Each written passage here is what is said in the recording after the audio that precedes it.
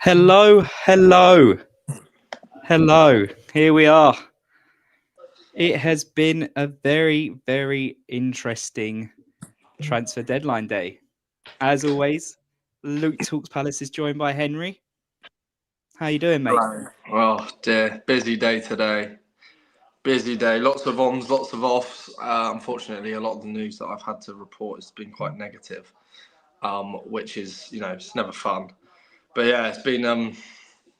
I don't really know how to feel at the moment, to be honest. I feel like part of me thinks we need to wait until 7 p.m, but part of me is not very hopeful at all that anything good comes at 7 p.m. Right. Well, it has been absolute chaos today. It has been probably one of the most craziest transfer deadline days from a Crystal Palace fan perspective for a while. I'll briefly talk through it. Guehi was going to stay. Looks like he's leaving. He's had a medical in London. Liverpool really want him. Parish really wants to sell him. Camvo looks done.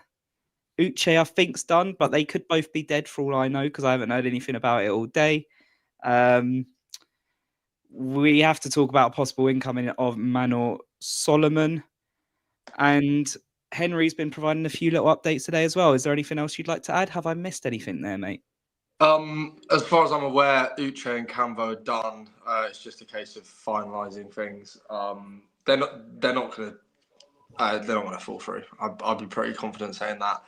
Other than that, Manuel Solomon was on, and then it was off because Spurs wanted an obligation to buy. Palace would only accept an option to buy, and as far as I'm aware, that deal could be back on.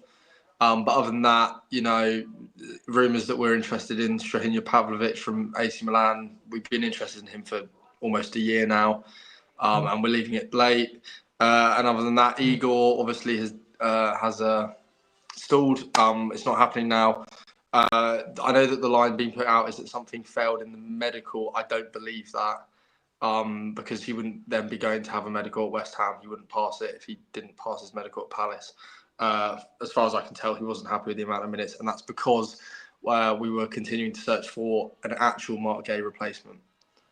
Yep, and speaking of Mark Guehi, there has been, whilst you've been speaking, a David Ornstein update to just make this even more crazier. He has said Guehi's underwent medical ahead of proposed transfer from Palace to Liverpool, move in jeopardy amid CPFC issues finding adequate replacement. Talks now ongoing between 25-year-old and manager Glasner to make final decision on Liverpool switch. What is going on, mate?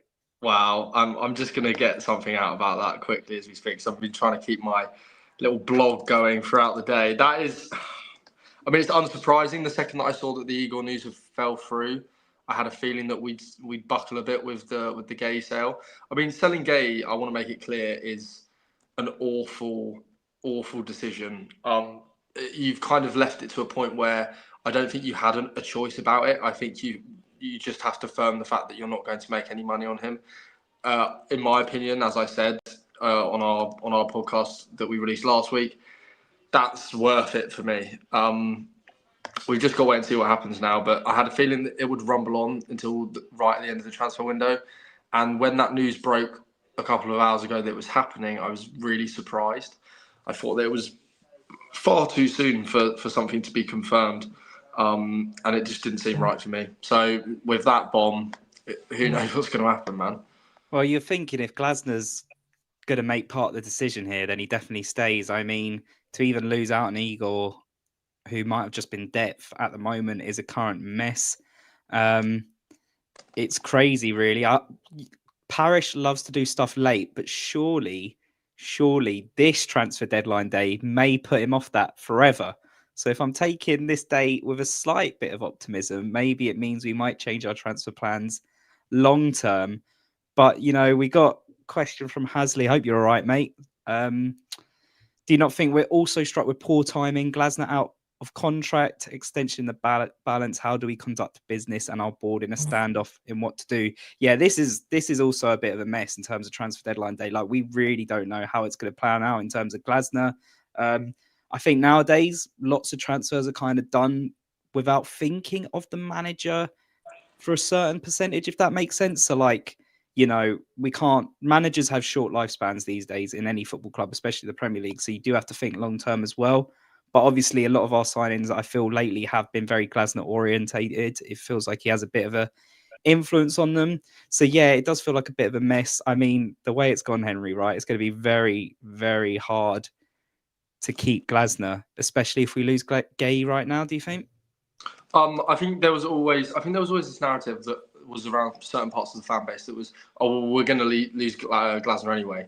I think the problem that I had with that is that if you backed him, that wouldn't be happening. I just think that, you know, if you gave him what he wanted and you kind of followed through on the promises that you made, then, you know, we wouldn't be in the position that we're in now. I think that it was. I would like to add that I think it was really disrespectful in a way of Liverpool to come in so late, especially seeing as, like you mentioned earlier, and I kind of clarified that it was the same bid that was rejected earlier in the window. So if you were going to accept it now, why not accept it, you know, a week ago? Either way, I just think that the relationship between Glasner and Paris is now tarnished, and there is now no chance that he will extend his stay. I was genuinely fearful that he would potentially just chuck the white flag in and walk if it went really badly today, because he did not seem happy yesterday, and the whole kind of vibe from all of his interviews recently has been very negative. And I think that's fair enough. You know, he was promised things. He's made history of this club, and he is the greatest manager we've ever had, and probably ever will have. Hopefully not. Hopefully we get someone else. But I just think that relationship is in tatters now. I know they've been saying on Sky it's going to take a lot to kind of rebuild that. And to be honest, when Ten Hag's sacking was announced earlier, I started worrying big time. Yeah, that added to the absolute mess of today, didn't it? I believe there's a question here: can Liverpool get an extension beyond 7 p.m.? I mean, normally when it was the 11 p.m. deadline, you had to have a deal sheet ready, so it's basically done, and you just needed an extension to sort little things out. I would argue that we wouldn't be at that stage yet for them to do that, because, you know, Palace would also have to agree for the deal to be done, and it sounds like right now Palace are not agreeing for the deal to be done because we can't get in any other defenders. So it's looking unlikely that Liverpool will be able to get more than an hour to sort this out, but we also need an hour to sort out whatever we need to do. I mean, at the end of the day, Wharton has got an injury. We don't know how long term it is. We do need cover centre backs. Camvo is only 19 years old. He's young. He's highly rated. But, you know, that's a lot to ask. And, you know, we needed another cover defender. Can you believe, Henry, we were even linked to a Brighton player today and it was going to happen? Well, I was recording my podcast earlier with Matt, who's a Brighton fan, and he's a sensible one. There is actually an update on Sky Sports now. I might just turn the telly up so people can hear. Now, the deal is still on for Mark Guehi to join Liverpool. That's despite us being told throughout this transfer window they would only be allowed to depart Crystal Palace if they had lined up a suitable replacement. And as things stand, with just over an hour to go until the deadline, it's unclear whether or not Crystal Palace have that replacement. We know they're trying to deal for JD. Mate, they're slow. This is just carnage, mate, honestly. No, I couldn't believe we were linked with Brighton players, especially Brighton's fifth choice. I've got a feeling that maybe Igor was under the illusion, or misillusion, I should say, that he was going to be coming in to replace Mark. From what I understand, like I said, the whole failed medical thing, I don't buy that for a second. I think he was maybe thinking that he was going to come in as the Guehi replacement, and when he found out that we were also looking at alternatives to actually replace Guehi as opposed to just add depth to the squad, he's opted to withdraw from the transfer, which is completely fine by me. I don't really want a Brighton player. It would be really weird going from 1 week to not wanting him to do well at all to then suddenly supporting him. So I'm more than happy that this transfer isn't going ahead, to be honest. Yeah, it's pretty crazy. Another question: the Gallagher dream is definitely dead. There is no way that move's going to happen. The Amande deal, that fell through because I think we took too long. But I believe he's also injured at this current time, so he's injured for about a week. There's about a week left on his recovery. So obviously I broke that story about 5 weeks ago now. We had agreed a deal, and personal terms weren't an issue. The problem is that, like you said, we stalled, and then Sporting sold Gyökeres. They no longer needed incoming funds. They got a massive fee for him, and the way I phrased it a few days ago was it would kind of be the equivalent of us now selling as Wharton, a few days after selling Eze. Not much need for it. Don't need the money desperately. And it just wouldn't have made sense. We wouldn't have had time for a replacement. And that's exactly how Sporting felt as well. Yeah. So another one that just, we took too long with, fell through, is what it is. Kind of, we move on. Sadly, may never see him in a Palace shirt, which will be sad because he does look like a baller. There was obviously news as well, mate, that Guehi did say after the Villa game that he wanted to leave. Do you think that would have changed stuff, even if that's right or wrong? Because I know a lot of people think that may just be false anyways. Do you think him leaving changed our transfer opinion on him, as in we only wanted him to leave the moment he said he definitely wanted to leave this window? Or do you think it was just like Parish has always been looking to sell?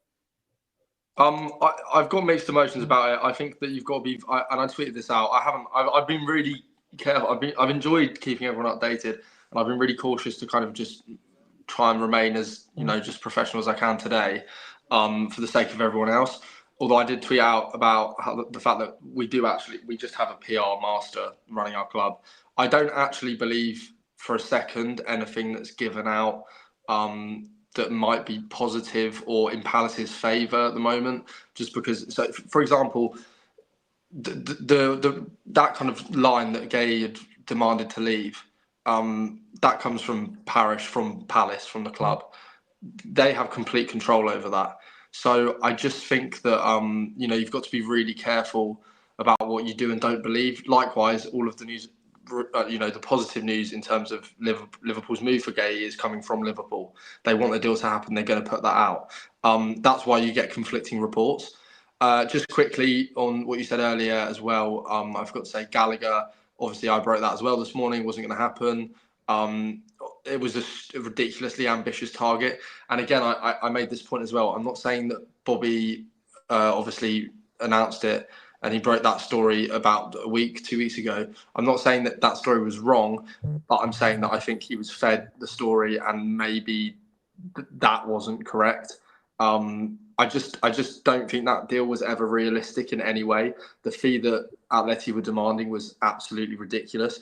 And even then, they weren't really willing to sell. They see him as part of their project. So I think it's the same with every window. You've always got to take everything with a pinch of salt. If you can kind of back things up with facts and findings, then, it's a better way to get some clarity. But as far as I'm aware, as I broke this morning, Gallagher is not going anywhere. They have no intention to sell. And even if they did, it would take 60, 70 million. Yep. Yeah, that's completely fair. And you've got a personal question here from Charlie, mate. You're probably not going to be able to say much on it, but he's asked, how do you get this news? It's like anything with kind of in the nose. I obviously started my own page, writing Palace stories and, sharing content and mainly just sharing my thoughts on the club and on players and on performances.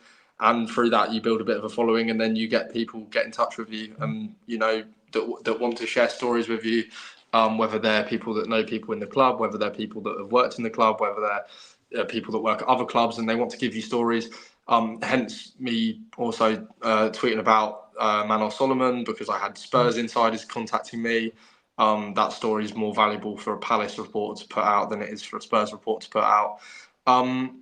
It's just a combination of those things, really. Obviously, I can't disclose where my information comes from, but what I can do is say that, honestly, because I was on TikTok live earlier with Matt, the Brighton fan, earlier, and people were asking the same thing about how he gets his information. We both said the same thing. You just kind of build a bit of a following, and then the information kind of finds its way to you. Yeah, that's for sure. Also got a question. Is there a later deadline to sign free agents? Yeah, free agents are pretty much free to sign whenever. Kane also said, welcome Ben Mee. Yeah, could happen. I see kind of Wickham's available. He's doing some trials with the PFA at the moment. So, if we do need a cover striker, let's just get kind of Wickham back, because that would be fantastic. Our left, we can't let him leave. Yeah, we can't let Guehi leave. The big update from Ornstein, who is just so good. He waits until he definitely knows something. The medical's been done for Guehi. Everything basically was processing, and then we can't find a replacement. So arguably, because Parish has left it so late on deadline day, he's kind of scuppered up getting the 35 mil that he really wants, that he's kind of been begging for this summer. So that has been kind of a big mess for him at the moment. I'm surprised by that though, man. Like this is a 70, 80 million pound player, and we've struggled. I mean, I know he's made it clear that Liverpool are the team he wants to go to, but I cannot believe for the life of me that they are the only club that we're interested. I also can't believe that, say he does stay and you offer him a new contract with a 50 million pound release clause that activates next summer. He will have his pick of the bunch if that was the case. Obviously, he owes the club nothing, and that's fine. You know, he's been on very minimal wages comparatively for the last, for the last 5 years, really. He's been on between 30 and 40 grand. He's never signed a contract extension, as we know, which is obviously his choice. But at the same time, he doesn't owe the club anything. And if he believes that the best course of action now is to stay and play and, fight for his place in the World Cup squad and then leave on a free, I don't think you can begrudge him of that. I also don't think that's necessarily the worst outcome for Palace. Yeah, honestly, it is not a bad outcome at all for Palace. The squad obviously needs depth. If we bring in these two signings, that it looks likely, that is obviously better for the squad, especially if we do keep Guehi. I've always been in the camp we needed to keep him this summer. He's so good, and I think yesterday's display against Villa just showed it. Yes, he scored an absolute worldie, which he won't do probably for the next 100 games, but in terms of in possession, he's ridiculous. The way he runs forward, he's really good. When he's under pressure on the ball, he's perfectly fine with dealing with it. He gets the space. Defensively, he's been class. He's just such a good player that you can't replace on transfer deadline day, because the transfer deadline day players that are typically available, unless you've been trying to get a deal done throughout the last week, are typically the ones who are the wantaways, the ones who are the bench warmers, the one who need to leave their current clubs for certain reasons, aka Disassi for Chelsea. He's been vying for a move the whole summer, hasn't got it because no one really wants him, and now West Ham might get him because both parties are desperate for something to get done. So you can't be trying to replace Guehi with someone on deadline day. In my opinion, it is just very, very poor, and that's that end.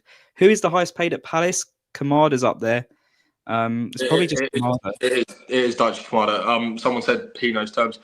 We doubled Pino's salary when we signed him for Villarreal, so he's probably on about 60 to 70k. That was a massive part of him coming to Palace. Obviously, not playing Champions League football. I do just want to quickly mention that Indy Kyler, who I don't like, have just put out Liverpool's move for Mark Guehi is still on it at this moment, but don't be celebrating until we put the sign emoji. Oliver Glasner causing too much noise. I've quoted it and said, have some fucking respect. It's not all about the big clubs. I think that places like Indy Kyler, and this is what I mean this is what I said right at the start of this, is that, you kind of, everyone gets fed information. Anything you see during a transfer window is being given to reporters, to agencies by either agents or clubs or sometimes players, but that will usually be through agents. Nothing is necessarily true all the time, and I think that Liverpool, for me, it's disrespectful for Liverpool to come in so late with their first official bid. I believe that was yesterday. That just isn't the way you go about things. You've wanted the player. You've known you wanted the player. Obviously, Ibu Konate was injured at the weekend as well, which has probably ramped up their desperation to sign him. But I just really don't agree with the kind of the whole, the player wants to go. Mark Guehi is contracted to the club until the end of this season and next summer. At the end of the day, the club have the power. If they don't want to sell him, they don't have to. Yeah, that's literally it. Literally it in a nutshell. That's all we need, And I mean, I don't think there'll be any more new links. I think we know kind of what's going to happen. For some reason, Ed Aarons has tweeted 20 minutes ago that we're not getting Hwang Hee-chan, which I think was about 5 days old news, but it's what it is there. Standard practice. I know, it really is. So I do need to ask, big question, Henry, mate. What did you get by to drink to drown your sorrows? I'm just about to finish just a glass of Dr. Pepper. But I have a bottle of Disaronno ready to crack, and that will be probably done in about 10 minutes' time when I top up my drink. Yeah, hopefully in that 10 minutes we haven't got any depressing news. But, it feels like it's going to kind of peter out this transfer deadline day. But in kind of hilarious fashion, how funny is it that Palace could possibly be keeping Mark Guehi due to a Brighton player's move to Crystal Palace failing? Like that's unheard of, and I think it just sums up the roller coaster. What I'll say is that I put this out the second that there was murmurings of Igor to Palace, that this absolutely was not a signing to replace Mark Guehi. He's Brighton's fifth choice, and it was coming in. We wanted experienced depth. That there was no secret to that. We kept wanting that. We kept looking for it. We looked at it with Akanji. He wanted Champions League football. That was very ambitious. And despite a lot of Palace fans being supposedly against that, I think that would have been a great signing. And so that's what this Igor signing would have been, was a bit of depth and a bit of experience. It would have meant that we could push Lerma further into midfield instead of having him more as the backup centre-back that he has been recently, which therefore strengthens our midfield, because it does. I think that the issue is that we would have got Igor. Obviously Camvo's done. We would have got Igor and then the actual Mark Guehi replacement, Camvo being the project player, Igor as depth, and then the actual replacement coming in to play first team for Palace. But that's not happening. I just think that obviously there's a funny element of it, but I just don't think I'm glad the move's off, because I don't think it would have worked out. He's not a very good player. He's got a lot of errors in him. He's not very good defensively, other than blocks. He's not very good on the ball. He's not fast, and that kind of goes against everything that Mark Guehi stands for as a footballer, because he's elite. And I'd also say the same about Richards and Lacroix. Both excellent on the ball, defensively off the ball in terms of running and in terms of how they read the game. And that's why Igor would have been coming in probably to play a role in the Conference League squad / early rounds of both cups. Yeah, no, that's fair. We got to talk about it. Someone's asked, how solid are the Solomon links? They're very, very solid links. It looks like he's joining. And for me, this is one that is going to obviously cause issues off the pitch as well as on it. And I think that's possibly the worst part of today. I don't want to dive into all the politics, but you have to with this sort of deal. It is just worrying that we've got someone who hasn't said the best of stuff, now joining the club, whilst we are a club who are very outspoken, I believe, very political in what we say. We feel like we stand up for the right things. And, Henry, in the grounds, that Solomon deal could cause some issues, couldn't it? I don't think it's controversial. I saw the account Ketchlup. I actually know the person that runs that. He's a lovely guy, and he is Israeli as well. Not Israeli, sorry, he is Jewish. And he was saying that it's not anti-Semitic to oppose the things that Manuel Solomon has openly supported.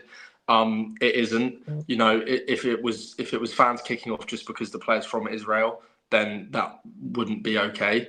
But it's not. It's because I can't hear you.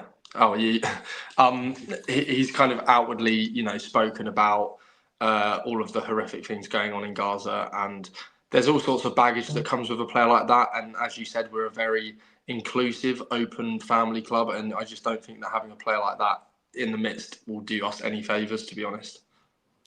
Yeah, no, massively agree. It is crazy. It is crazy to even contemplate doing a deal in my head. It really is, because you just don't need to do it. You can just avoid it because you know what the baggage is.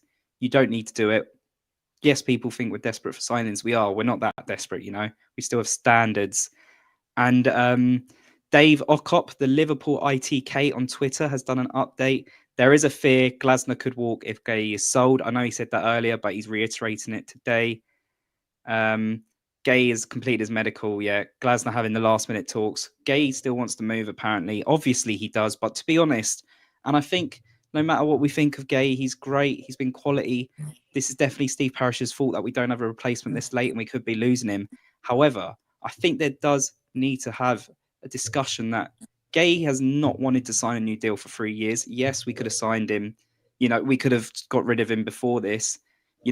I think Guehi just needs to, I think both sides need to bite the bullet here and maybe just accept that next summer is the best time for all parties to part way, to be honest. And I completely get the decisions as to why he hasn't signed a new deal. He wants to push on. He's elite. He's world class. Completely get that. But, because of not signing a deal, it has left us in a very tricky situation. So, in my head, and let me know if you disagree, Henry, but even if he does massively want this move, I still don't think he's going to force his way out. And I think it should be fine if, we keep him at the club this season. I think that's a risk we have to take now.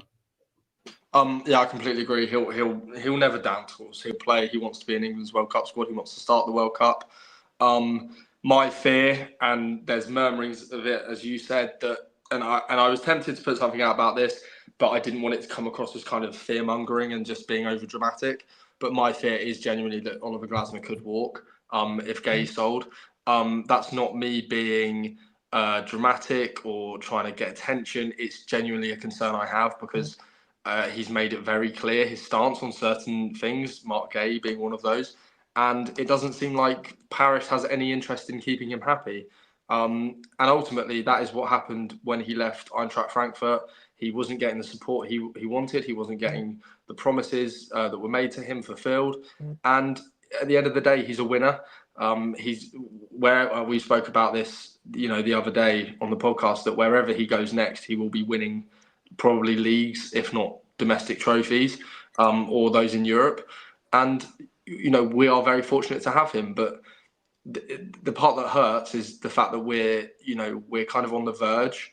It feels like we're kind of teetering on the edge of a cliff, and it's almost as if we jump off, we're jumping into the unknown. We don't know what's going to happen, but there's a chance that we can really push on. But if we get grabbed back and saved, it feels like we're just going to revert back to type, and I've just got a really bad feeling that things could get very, very sour off the pitch. Yeah, well, he's walked at Wolfsburg. My mate who lives in Germany, who's very, very knowledgeable on the Bundesliga stuff, he works in the news out there. He was actually messaging me earlier this morning, believing that if we sold Guehi today, Glasner would walk, not because he has insider knowledge, but just based on his kind of how he's seen Glasner work in the Bundesliga. He generally thought it was like a huge possibility he could walk. So there is so much on the line here. And, Reese points a good thing out here. We could make a fair bit of the money back by winning the Conference League and, earning Europa League spot. There is other places at Crystal Palace in the squad, and both in terms of where we could finish in the division, that could easily make the Guehi money back, especially with the form we've been on. We have got a very sellable asset in Wharton, in Lacroix. The way Pino looked yesterday, we're going to be making twice the amount of money on him in a couple of years if he could continue that consistent form, be that good.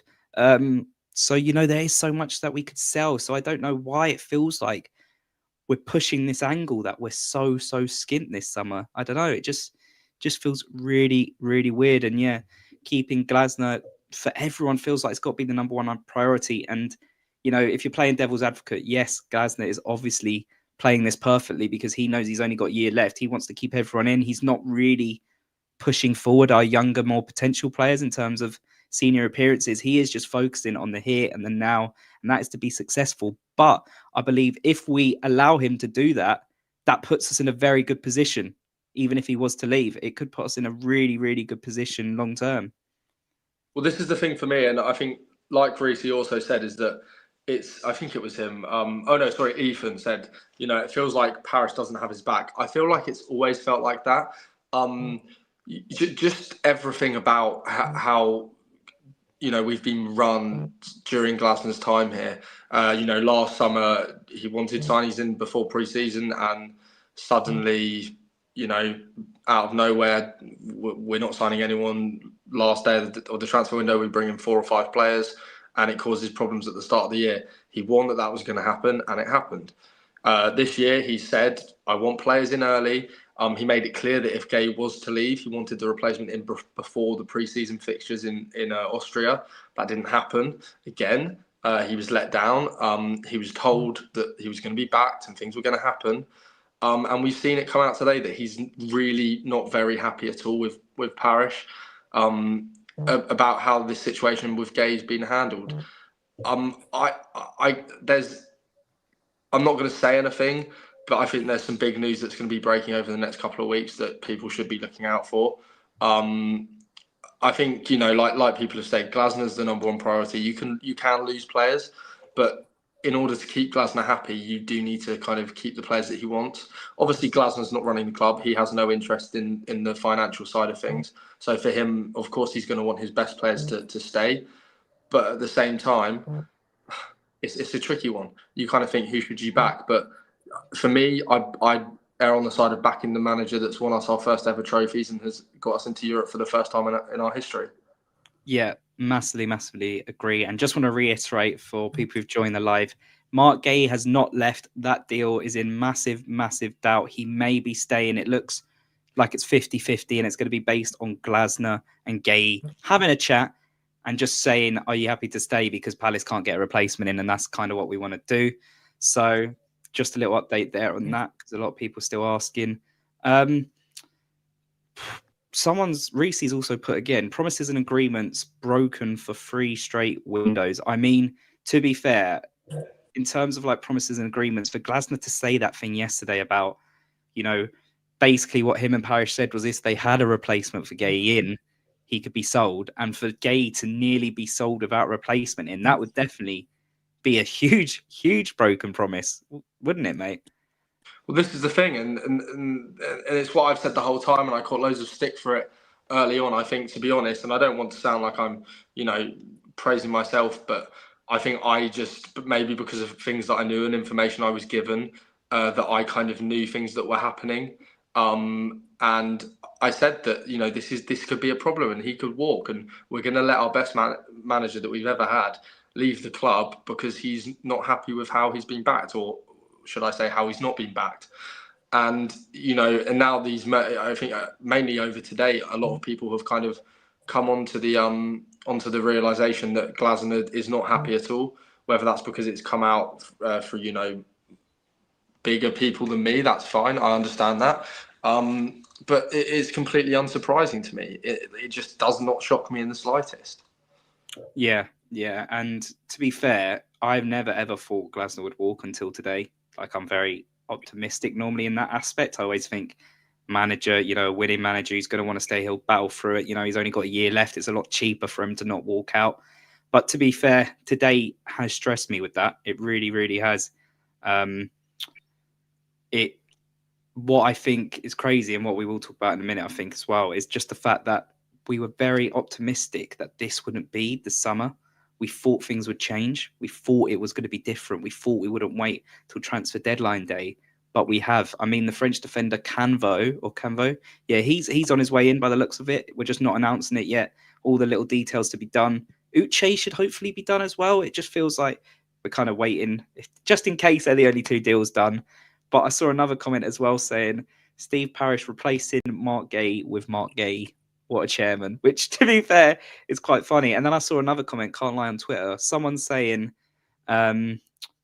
awful way to treat Mark Guehi also. What do you think about that, mate? Like, leaving Mark Guehi to the final moment, letting him to go, and then maybe keeping him. Would you agree with that kind of comment, that it's a bad way to treat him? I'd stand by the stance that I've had the whole of, the last 2 days, that Liverpool have been disrespectful in the way that they've approached this. Yep. They knew that they wanted him and they've left it till the last minute.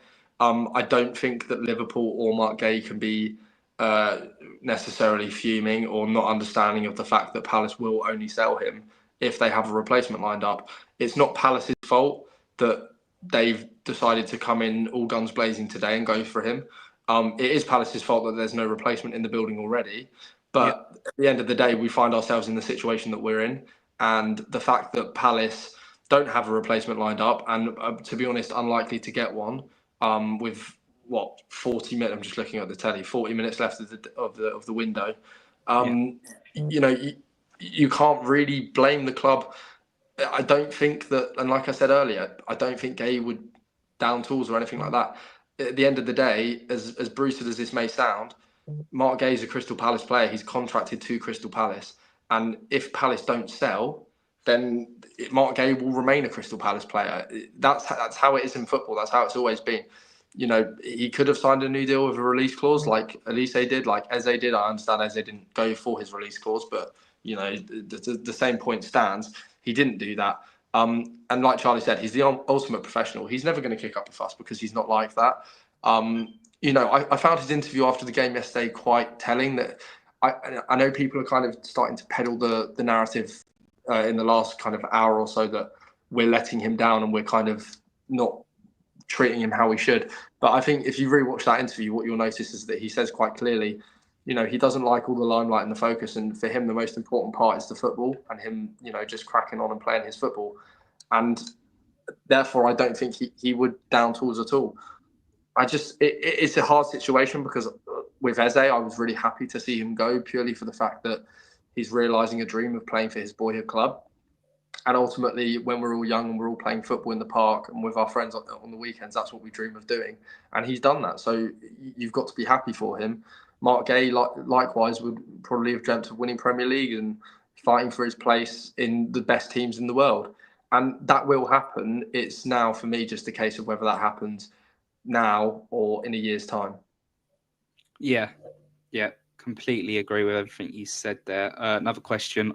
Why are we so broke? Now, we have 3 of the biggest billionaires in the Premier League in terms of Harris Blitzer and now Woody Johnson.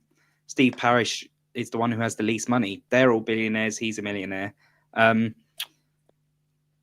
Now, I don't really know how to talk about it myself, but it feels like it's not actually to do with us being broke. It's to do with like cash flow issues and revenue issues. And this is the whole reason why we needed to create a stand. But Henry, I'll let you jump in, mate.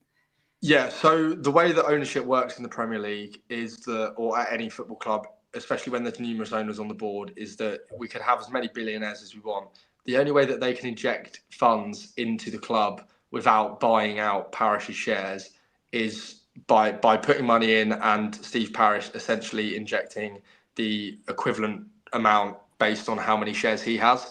Now, his shares aren't massive, so he wouldn't be crazy amount of money. But for example, if the other owners wanted to inject £100 million, he'd have to put in the region of £10 million up. And the problem is Steve Parish's net worth is around 15 million, I believe. I could be wrong there. Feel free to correct me if I am. I've had a busy day of a lot of numbers in my head. But essentially, Parish doesn't have enough money to kind of give the fans what they want, which is a massive reason why, for me, I'm an advocate of Steve Parish. Sorry, not just stepping aside entirely. I don't think he's the worst person to run the club.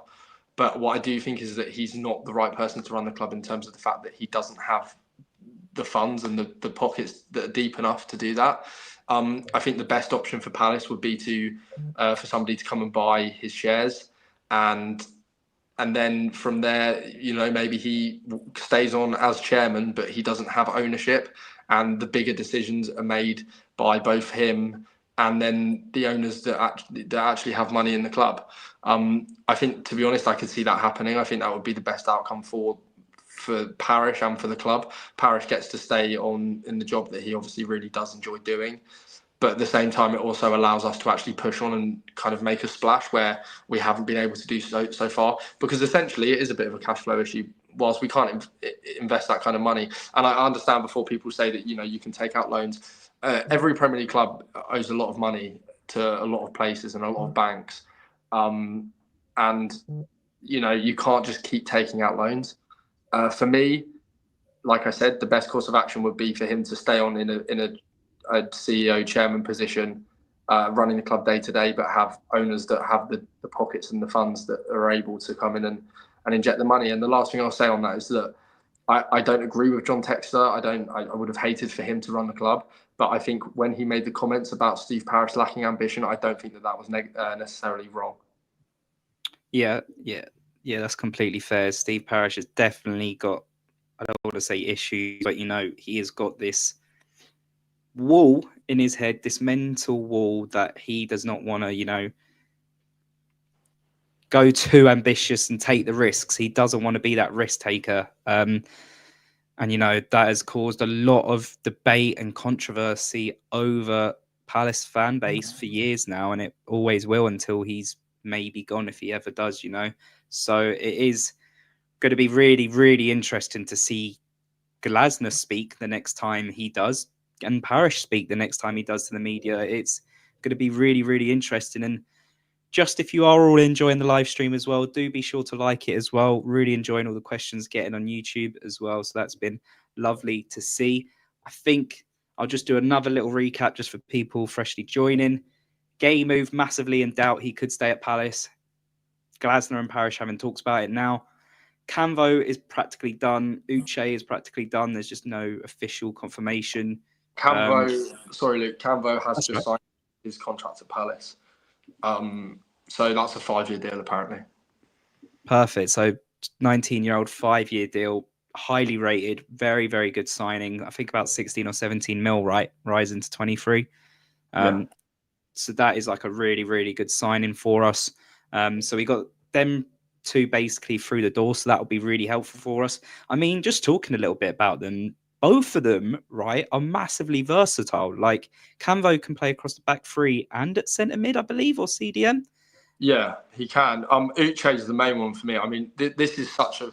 It really is a shame that the Mark Guehi saga has kind of overshadowed what has been quite an exciting, realistically quite an exciting final day. Because on any other year, without this saga ongoing, and maybe without losing a player of Eze's caliber just a week ago, I think that this is a really exciting final day. You know, Uche is, for me, the best of the lot in terms of how fun he is.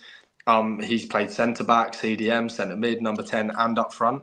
I think people were kind of picking up that, you know, a lot of his comps when he's scoring goals, he's wearing a number 6. That's because that's the position he was signed to play for Getafe. Also, just a really cool story. He was playing amateur football in Nigeria just 2.5-3 years ago. Crazy. And now he's coming to the Premier League.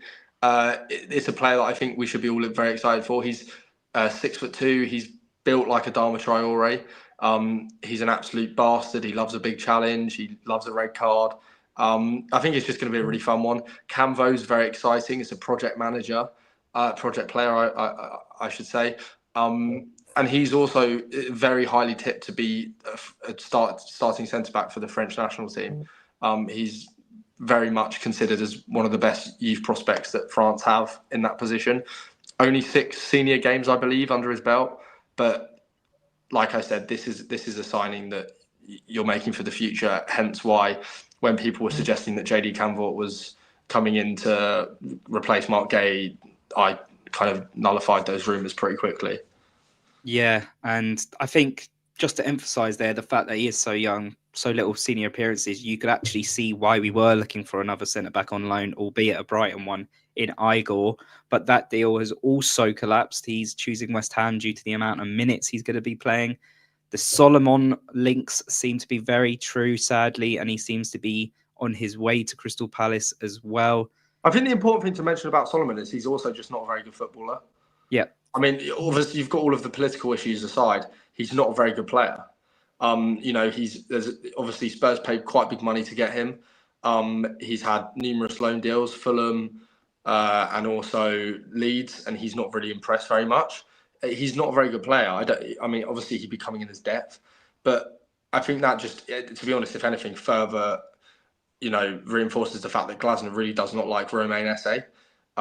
Which is a shame because I think there's a promising player there, and I was kind of half hoping that Esse would secure a loan move in this window, because if you're not going to play him, you may as well just send him out on loan to get minutes. Yeah, massively agree. And honestly, like just on Esse, it is, as I was saying before, Glasner's focusing on the present because he's only got a year left, but we do have a club that we still need to think of after. And Romain Esse is someone for me who needed a loan out. I was kind of adamant we needed to loan out Franca and Esse because you could tell that Glasner at this current time wasn't massively rating them, even though Esse had a lovely cameo against Wolves, but then he didn't get any minutes against Fredrikstad. So there is something that Glasner doesn't rate about him at this current time. And, you know, a loan for him would have been good. Even a loan for Raksaki, even though we've destroyed his value, would have been good. But, I mean, Raksaki must be absolutely fuming how the last 3 years have gone for him in terms of having to stay at this club and not getting the minutes that he's wanted when he has had to stay. So that's been a bit worrying. And you feel like the same's going to happen with Esse at this current time. He's not going to get a lot of minutes. And I think a lot of the fan base would rather a young player come in for them 10 minutes than a loanee from another club, especially another Premier League club. We're just getting a big sixes club deadwood. And I don't think a lot of the time that really does work out for us. So that is going to be quite annoying. I've just had a question. Is there any news, please, on defenders?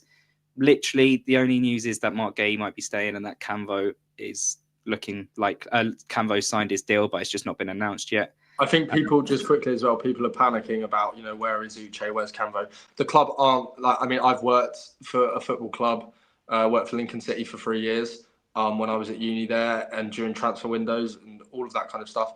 And if there's a scenario ongoing like there is with Mark Guehi, you're not going to be announcing new signings or anything like that, because not only does it take away from, those deals being completed and for those players, but also, if we all use our common sense, what do you think the replies of all of those posts are going to be filled with?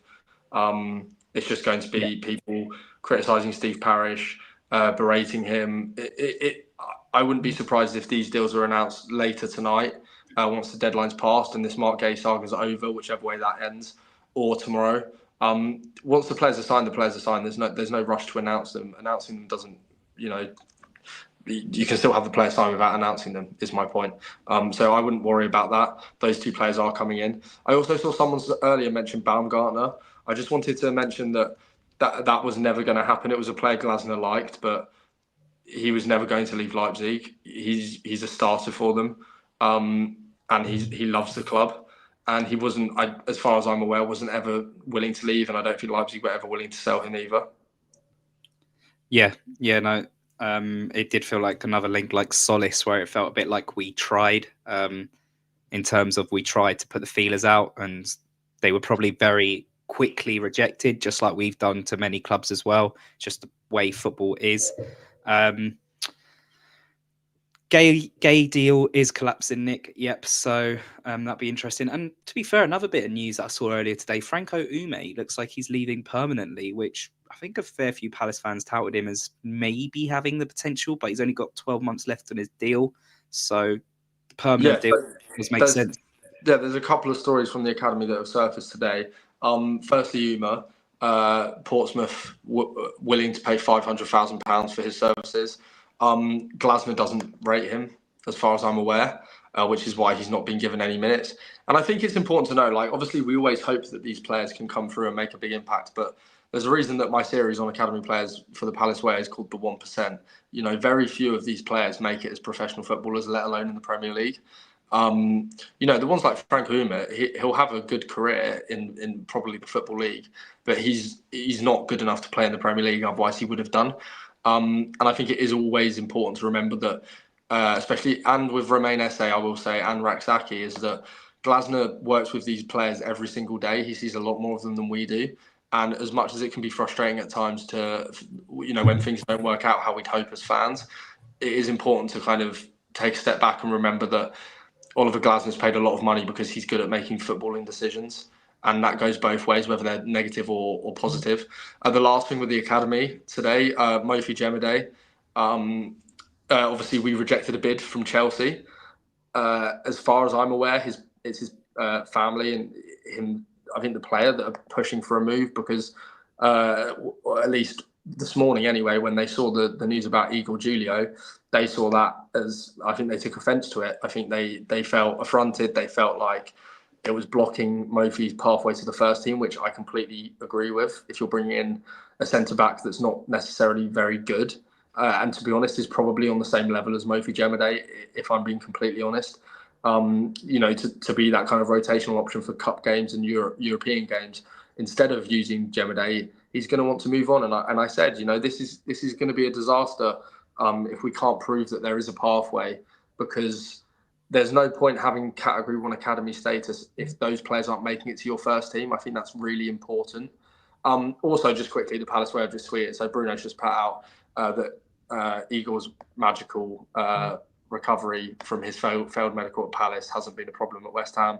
I think that just reinforces the point that it had nothing to do with medical, the reason why that transfer's not happened.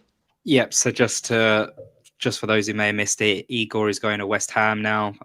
There was one article saying that it was due to something in the medical that we didn't like, so that's why the move failed. And there was another one saying it was actually him who kind of stopped the move because he wasn't guaranteed minutes and he wanted more minutes, which I think is probably the likelier of the two. He's going to get more minutes at West Ham. But it's really weird, the timing of that happening, because Guehi was looking likely to be on his way, and apparently at the exact same time, that's when Igor's pulled out of the Palace move. But for me, that's really weird timing, because you'd think you'd get more minutes then. And yeah, I'm kind of the same aspect. his medical's probably perfectly fine at West Ham. He'll be fine, and he will get a lot more minutes there than what he was going to get here. But this is what I'm saying when it comes to the PR and what's pushed out by clubs. Essentially, Palace control the narrative in that scenario because Igor, or a player generally, is very rarely going to come out and say what happened. So the club essentially have the freedom to say whatever they like and push whatever narrative they like. There is no way that he failed that medical because he wouldn't be passing a medical at West Ham if he had. He's fit to play. There's nothing wrong with him. And I think it's also important to note that Charlie Parker-Turner, the Brighton journalist that initially broke the story first thing this morning, was the first one to break the fact that the deal was off, and he said that it was because of a personal decision. I'd go with that. A local journalist that has broken a good story and has got a good scoop. I think that, it's just blatantly obvious that that's what happened. I understand what you're saying, though, in the case that, Mark's appearing to leave, so surely there are minutes. That just further strengthens my point, which is that he was never the replacement for Mark, and we were always looking for a starter. Yeah, massively agree there. I always think he was going to be someone we could have just had as a bench player. Someone was asking, do you think Cambo is good enough to start if the green light is given? And I think that is just impossible for any of us to kind of give an opinion on at the moment. You could say he has played little minutes, so probably Premier League starts aren't going to be great. But, the Carabao Cup, the FA Cup, the Conference League, you'd like to think he'd be able to get at least a start or two in them. But Glasner's a man who will consistently play his starting 11, as proven by the last month, because he feels like he doesn't want that gulf in quality to massively decrease. That's why he's so adamant on more signings, and that makes complete sense to him. So, yeah, it's going to be really interesting. Camvo's basically going to have to hit the ground running. I think this is another issue of mine. Players like Esse, Franca, Camvo, because Palace will never get in the squad depth that's kind of ready-made squad depth, or getting enough of that ready-made squad depth. These young players who've got top potential, but definitely they're still young, they're still 19, and they definitely need a few years, because now we're trying to battle to be a top half Premier League team. The pressure is on them to come off the bench and be just as good as our top players, because we don't have any other depth or be close to being as good. And I think that's another big issue at Palace at the moment. Same with the academy. The players want to come up. They can't step up because they've got a pecking order. They're not getting pushed through enough. But then again, these youngsters have got so much pressure on them that it doesn't really work. Do you know what I'm trying to say? It just feels like a very messy cycle for anyone who's young at the moment at Palace who isn't already Premier League quality. I think, to be honest, your point stands for anyone that's not already impressed Glasner and is one of his starters. I think we've seen that. Even last night, we're 3-0 up, and he doesn't bring on Romain Esse because he doesn't rate him. He opts to bring on Nathaniel Klein, for example. I think that we're going to see that's the case, that he, as long as he's our manager, he will play the players which he thinks are good enough. And it's as simple as that. I think that, obviously Finn's asked about Agbenone and Mustafa. Obviously, those are two very exciting players. My main issue is that it feels like there is a lack of pathway at the moment for youth players at Palace. I think that's why Jesse Derry left. Excuse me. And I think, he caught a lot of kind of slack for leaving and for going to Chelsea. But the reality is, as much as we might want to believe it, Chelsea do have a better pathway to first-team football. Not necessarily at Chelsea, but first-team football and a career in professional football than Palace do. Mustafa's a great player. He should have gone out on loan this window. He has, hasn't he? Close, right? Huh? Oh, yeah. He's gone to Nuremberg, was it? Nuremberg, yeah. Sorry, I completely forgot about that. And Agbenone I covered Gillingham for BBC Radio Kent. He was just unfortunate with injuries, but he was really well liked there. Amongst the squad and amongst the manager, and he did relatively okay in the few minutes he got. After his injury, especially. But this is the problem. You have exciting players; they're not going to want to stay around. Yeah, massively agree. Camvo, just quickly as well, what Nick's asked, Camvo's not good enough to start yet, I don't think. As I said, he's played maybe 5 or 6 senior games. It's a project signing. It's not a signing to come in and fill a hole that's left by your best centre-back and club captain. Yeah, which again is just a messy cycle for how it is, because Glasner won't probably want to play him too much unless he thinks he's probably ready-made. And then we've got the same issue again, that we're having to rely on 14 players, and we've got so many games this season, so it just feels a bit messy. Guehi is still currently a Palace player at this current time, for people asking. But there's 19 minutes left, and no one actually has a clue what's going to happen with Crystal Palace in the next 20 minutes. In terms of, no, transfer deadline day is not done for us. No, we haven't technically signed anyone else yet, but we will be, and we don't know what's going to happen with Mark Guehi. So it's going to be a really, really interesting last 20 minutes, really. And it looks like Raheem Sterling's going to be staying at Chelsea as well. So it's another player who couldn't even get out, which is crazy. They're obviously as well, people are asking as well on TikTok, people asking about Glasner.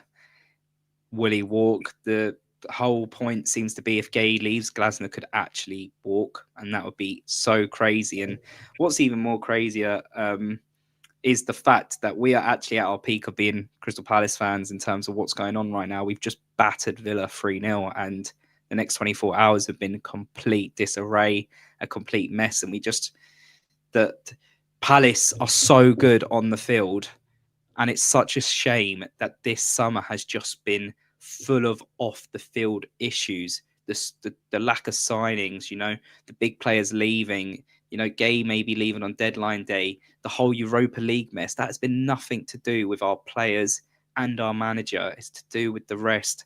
And it's just a shame, isn't it? Because for me, I've put a tweet earlier, like, this is just the way football's going. Our club's caring more about the financial aspect instead of keeping our captain and our leader on deadline day. There was the possibility that we could have signed a Brighton player on loan to, yes, he wouldn't have been the replacement, but it still felt like Guehi could have left and he would have been our only centre-back signing that's ready-made Premier League quality. That's because we want the finances. And that's just a bit of a sad way it's going, isn't it, Henry? And that's been the whole summer, really. Yeah, for sure. It's just been a summer of poor planning, really poor execution. I think actually, if anything, it's just highlighted the incompetence of Steve Parish. And it's a shame, I don't have anything against the man. He's done some brilliant things for our club. But make no mistake of it, the reason that we've been so successful in the last year or so is because of Oliver Glasner and because of the squad that he's built. And I know people say, well, Parish has built this. No, Glasner's chosen the players along with Dougie Freedman.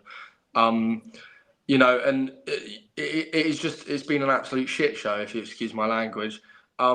And Charlie asking at 7 p.m, will there be a definite answer on Guehi? No, there won't be.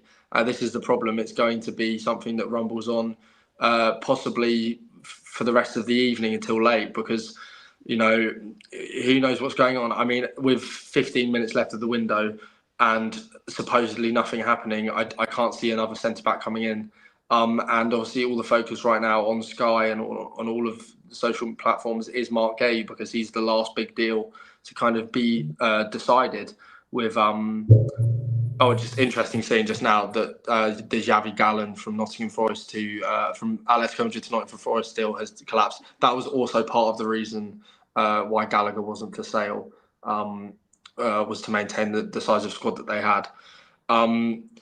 But as somebody else has said, the Guehi saga is completely overshadowing. It's not just overshadowing the good incomings we've made, but it's also overshadowing the other sales that we could make. If Rak-Saki doesn't move on, I can't really believe that we turned down bids in the region of 10 million for him. He's never going to make it at Palace, which is a shame. There were times when I thought he would, but he's not. And then finally, with that last question that's come in, obviously, if you keep them coming, we'll keep answering. But who will be captain if Guehi leaves? Lacroix, I'd imagine. Or yeah, I'm really torn on this. Yeah, because a lot say Dean Henderson, but personally, I just hate a goalkeeper being the captain. I feel like he still can lead without the captain's armband, but I feel like you need that player in the kind of playing side of it, not in goal, to kind of be the captain so that they can be fully involved in kind of every action and stuff. Will Hughes probably another shout. Lacroix, I think definitely, for me, Lacroix feels like the perfect leader for Crystal Palace. I love a centre-back who's a captain. he is just such a leader. But they are definitely the three. I would say they're the three who are definitely in like the captain's club, if you're going to call it. 15 minutes till deadline day ends. Yeah, I feel so sorry for Ahamada as well. He played 2 games in pre-season, and then we've literally not seen him since. Like, he disappeared. He's crap, though, respectfully. He's not a good No, player. yeah, I completely get that. He's not the Premier League quality that we need, but like, he was playing consistently before, and you know. But I think the one thing I'd say about him in terms of, I completely understand this saga overlooking and overshadowing the likes of Raksaki. But genuinely, and I said this the other day, I think that the reason that Amada hasn't had a move is because nobody wants him. Genuinely, I don't think anyone would be willing to pay for him, and he's still contracted. And Palace are probably sick of just sending him out on loan. He went to Stade Rennes last year and barely played. I think he may be featured. I could probably count on one hand the number of times he started games, if that. He's just not a good player. It was a complete, and this happens. It was a complete miss. And, we're not the only club. You've seen, and I'll bring Brighton up, Enciso, Buonanotte, Valentin Barco, 3 players that came with big, exciting futures. Yes, 2 of them moved to, well, actually, they've all moved to Chelsea effectively, with Strasbourg being a Blueco club. But, these are players that we were all told were going to be the next big thing. Ahamada's never really hit the ground running, and it's a shame. And I think, to be honest, we've probably seen the same with Mateus França. That's just been delayed by a year by sending him out on loan. Yeah, and I think for all the successful transfers we've had, there definitely is always going to be a few flops, and that's just how football works. It is coming out in quite a few places now that Oliver Glasner will walk away from Palace if Mark Guehi is sold. Yeah, I'm seeing a lot of that, which is crazy. With crazy Miguel Delaney as well. Sorry, mate. 17. Miguel Delaney with 17 minutes to go. The Guehi move is still in the balance. This is just insane that it hasn't just been called off yet. It won't. I just can't. I can't. If I was to give obviously my heart opinion is that I don't want him to go. My head opinion is that he won't go at this stage. It would be suicide to sell him now without a replacement lined up. And as unfortunate as that is for Mark Guehi, as we've said, he'll get on with that. And I'm sure he'll continue to play excellently. It's frustrating, but all it does is delay the move. IndyCar have just tweeted an exclusive with a picture of Oliver Glasner greyed out as if he's died. So that's great. I'll get that up now and have a little read. I understand that they're not very reliable, but it's worth having a look. Apparently they're saying this will be Oliver Glasner's last season at Palace. Any new contract signed will have a release clause, and this contract, if signed, will be for PR marketing reasons only. The manager's very ambitious and is eyeing up a particular job in the Premier League. They're just peddling a narrative for Manchester United fans. I wouldn't really get upset by that. Look, I do get that Glasner is going to be frustrated at the board and stuff, but for me, there is no way he's going to make a decision on his future until 6 months into this season, and then he'll go from there. He'll assess his options. I know people would talk about the Leverkusen.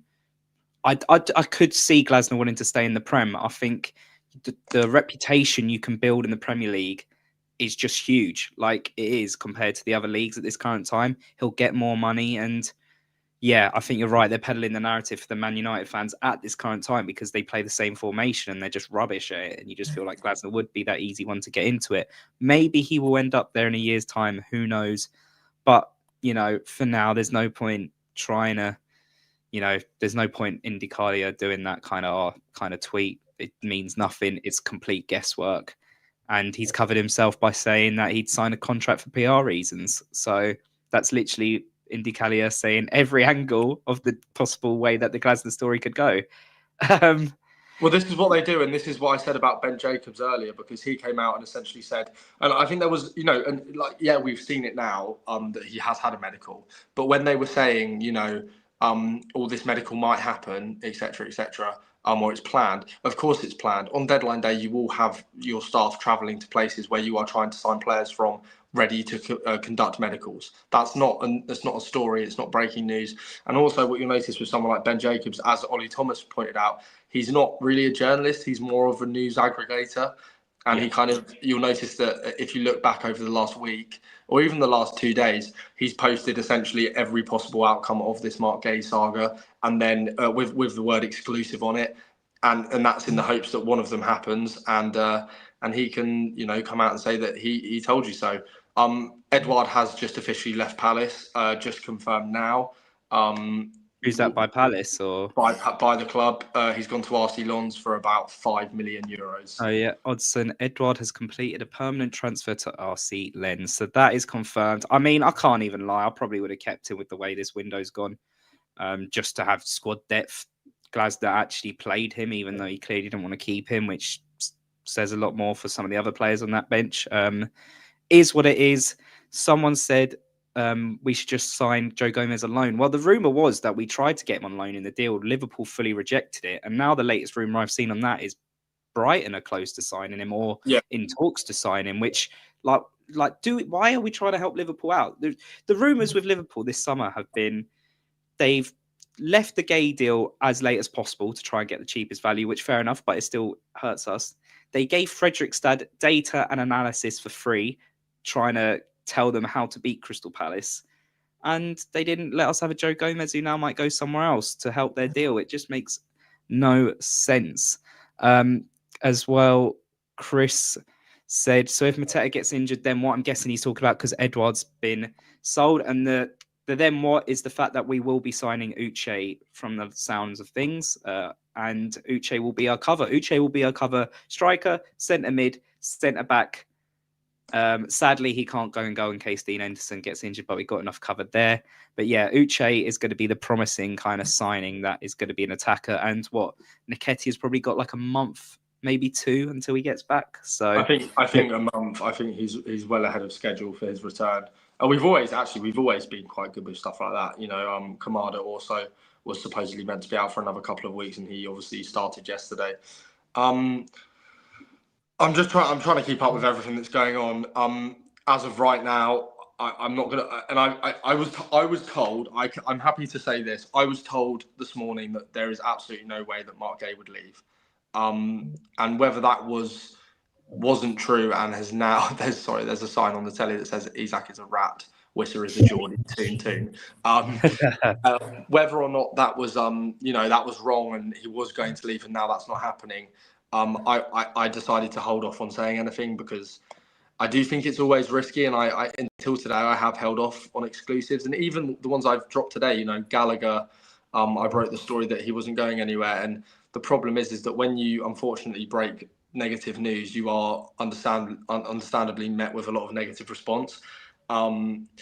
But it's a hard balance to find between wanting to keep people updated because, at one point I was a fan with no idea what was going on and all I wanted was people to be there to tell me what was happening and to be honest. And I think the fact that people like myself, Bobby, et cetera, are trying to do that, it's a tough line to pedal. So this isn't a kind of pity me little rant, but more so just to let you know that, all I've done today is try my best to keep everybody updated with what I've heard. And I am genuinely sorry that a lot of that's been negative because that just seems to be the way that today's gone. Yep, completely fair.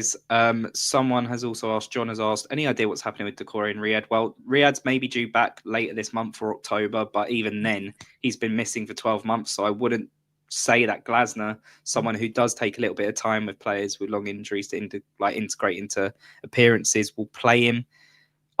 I don't know if Chadi Riyadh will play until November. That's just a complete guess from me. Decore suffered another setback. He could be out for the rest of the year. Decore's such a sad sort of transfer, just in the fact that he was so good. Liverpool wanted him after one season of him absolutely balling out. He was ridiculous defensively, ridiculous on the ball, ridiculous strength. And just these couple of injuries have just set him back. And for me, again, it's just led to it was due to the whole squad depth issue. Roy was overusing everyone and it just got too much for him. And little bit worrying, Henry, that similar stuff is happening to Adam Wharton, right? Yeah, although I would say that I think that's just maybe I'm not actually, obviously we don't know yet. He'll be withdrawn from the England squad, that's for sure. I don't actually think I'm not a sports scientist. I don't think from first look that it's as bad as some people are maybe worrying it is. He overstretches to block a ball and just twinges his groin, I think, and he couldn't play on. He didn't. I know he looked gutted at the start, but he was kind of smiling as he came off the pitch, and I don't think he'd be doing that if he knew he was going to be out for a long period. In terms of Doucouré and Riyad, the narrative that we'll hear, I'm sure, when eventually Glasner comes out, is that there'll be like 2 new signings. And in fairness, it's true. It doesn't make up for the fact that we haven't been as active as we should have been in the window. I think Doucouré is just a sad state that it's maybe a player that had a massive ceiling that unfortunately never managed to realise that because of injuries. Chadi Riyad, though, I think is one to watch. Like he's a good player. He's a very, very good player. It was seen as a massive coup when we signed him. Last summer, the summer before, and he's been unfortunate with injuries, but in the few glimpses that we saw, it was really positive.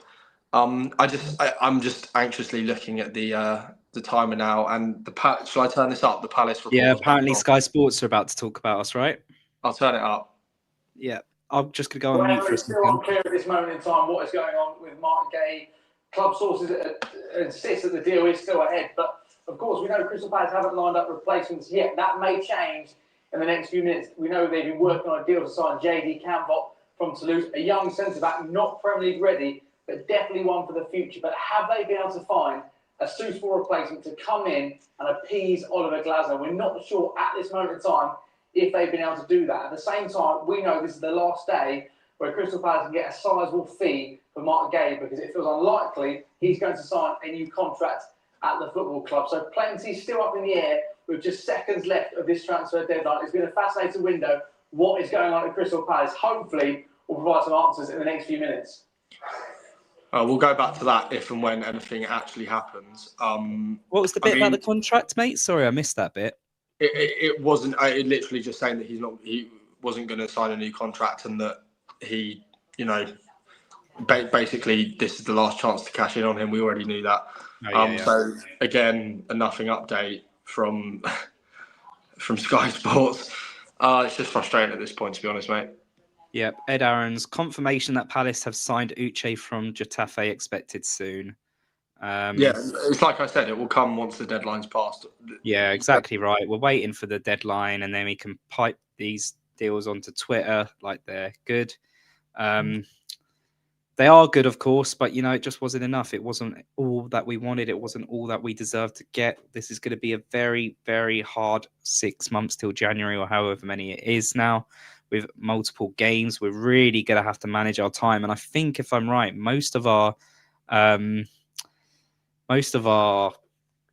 European games, the team after is like a big 16 for most of the games.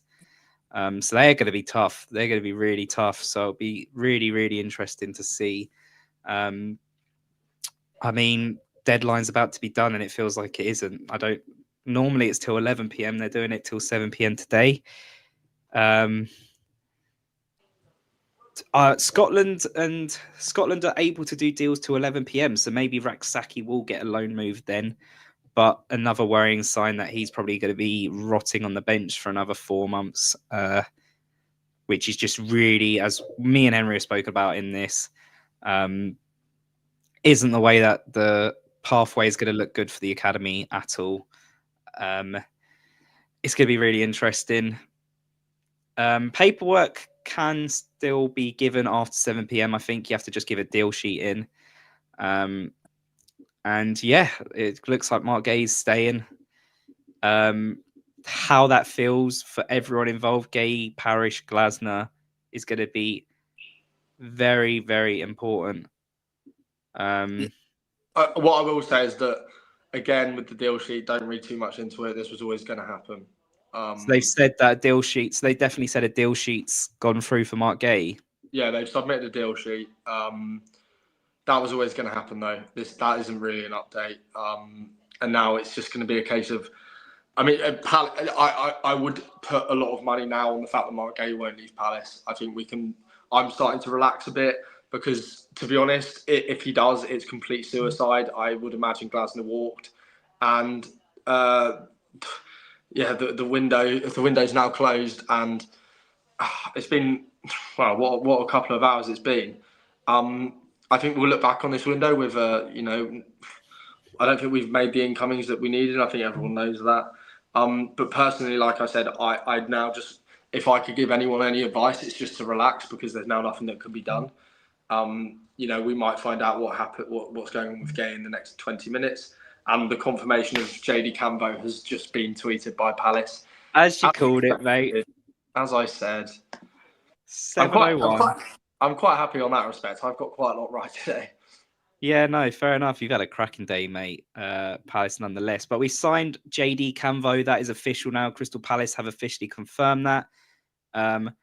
Another 2 hours. The deal sheet lasts for 2 hours. They've submitted a deal sheet for the Mark Guehi move, but the deal is in the balance. And to be honest, like, why are we even doing the deal sheet? Like, what is the point of that? That's just, my head's gone for that as well. We don't have a choice about that. You can. No, I know, but it's just so frustrating that after today, it's another 2 hours. I just want it over. Honestly, apparently there's. I don't know how true this is. I'm hearing murmurings that Chelsea are looking at Guehi as well, which would just be bizarre. Oh, it'd be too late for them. I know they can match the price, can't they? If someone does make a bid, but well, they can pay what they want because they essentially get a deal back. But essentially, we're now strapped in for another 2 hours of Mark Guehi saga. So this is going to be interesting. But like I said, I don't think I even finished the point. Just relax, guys. There's nothing we can do now. The club are going to make the decision. And as I've said multiple times, it would be suicide to sell Mark Guehi at this hour. As much as I think that Steve Parish is a moron, I don't think he's this stupid. I worry that if we sell Guehi now, Glasner walks. And that's why I don't think it would happen. Yeah, no, massively agree. It's been a mess. It's sad that that's how the transfer window has ended. There have been some good signings. Pino looks class. Camvo's great signing for the future. Uche's a good signing. We've got rid of Edouard. He was on 90k a week, so that is massively, massively good for us. Yes, the time for parish protests will happen soon. Don't you worry, Kish. And yeah, it'll be really, really interesting to see what happens over the next 2 hours. We won't be here for too much longer. We'll probably cover the next 10 minutes, just see if any drama unfolds in that time as the kind of deal sheets go through. Palace did a video for Camvo, to be fair. Love that. That's probably what they've been busy doing all day. Oh, do you want to know something that I was told earlier? What? Give everybody a little inside peek. There is actually as far as I'm aware, there is actually a Mark Guehi leaving video already filmed. Just on the off chance that he would leave. So that's something. But I mean, I guess it's not really a surprise. That would have had to be done probably last night or early this morning, either way. So it looks like in terms of incomings, Borna Sosa, Walter Benitez, Jeremy Pino, JD Camvo, and then also finally Kristantas Uche. And that looks like it's all it's going to be. I can't see us bringing anyone else in. All of the murmurings have been about Guehi leaving. They've not been necessarily about incomings. Pavlovic was mentioned.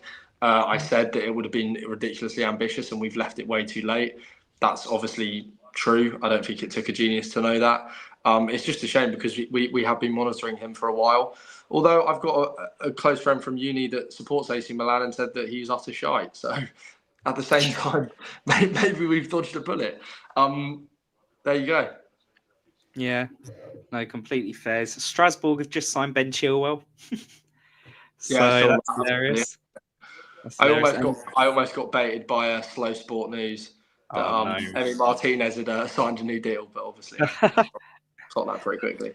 And just briefly for me, this transfer window, I'm going to give it a 6 out of 10 if we keep Mark Guehi. I think that's fair. You can't say it's been the worst in the world because we have done some decent signings. The squad looks decent, maybe not good enough for long-term squad. Somebody has made their profile picture Steve Parish's face over Jeffrey Epstein, and Franco Uma's just gone to Portsmouth. That's a funny 10 seconds if anyone wants to clip that. Yeah, Franco Ima to Portsmouth is official. Yep. I am Rahman Osman, who I wouldn't really trust too much, but he's saying Mark Guehi stays after Mark Guehi cryptic tweets about him leaving for the last 3 months. So that's quite funny. This is the only issue now with some journalists, definitely that we've seen for Palace, like Rahman. They want to just say something to act like they're the first to say it. So I wouldn't really trust it too much what he said there, because he was acting like Mark Guehi was going to leave during the middle of the week. So is what it is. But Guehi will probably stay as it currently stands. We have no replacement in for him. Igor failed. Guehi looks like it's staying for now. I mean, just briefly as well, just before we shut off, would you be looking to sell? Do you think Parish will be looking to sell Guehi in January? I don't know. I don't really know. To be honest, I don't think the value that you get for him would be worth it. I didn't really think the value that you get for him this summer would be worth selling him anyway.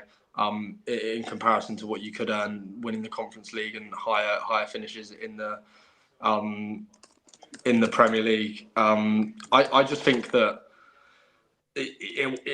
he's not going to go now, in my opinion. And if he does, I'm happy to be wrong.